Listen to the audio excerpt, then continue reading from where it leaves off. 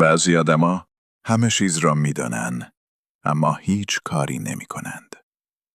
برنامه دارند، هدف دارند، انگیزه دارند، اما باز هم شروع نمی‌کنند. مشکلشان تنبلی نیست. مشکلشان ترس همیشگی از انتخاب اشتباه است.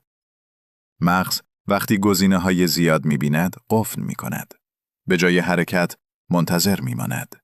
به جای شروع فکر می‌کند و هرچه بیشتر فکر می‌کند، کمتر عمل می‌کند. این حالت را می‌گویند فلج تصمیم. تو می‌گویی فردا شروع می‌کنم. هنوز آماده نیستم. اول باید بیشتر یاد بگیرم. اما حقیقت این است هیچ وقت لحظه کامل وجود ندارد. آدم‌های موفق منتظر آماده شدن نمی‌مانند. آنها در مسیر آماده می‌شوند. وقتی زیاد فکر می‌کنی، ذهن تو خطر را بزرگتر از واقعیت می‌بیند.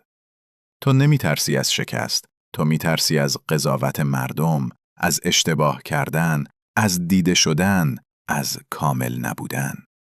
اما حقیقت این است، هیچ کس کامل شروع نمی‌کند. شروع ناقص بهتر از برنامه کامل اجرا نشده است. هر روز که عقب میاندازی، یک قدم از آیندت دور میشوی.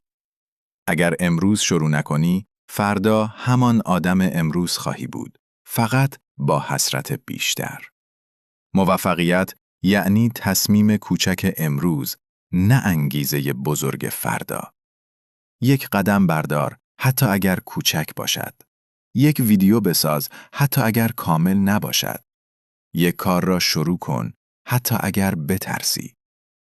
قدرت تو در لحظه است که میگویی الان شروع میکنم. نه فردا، نه بعداً. الان.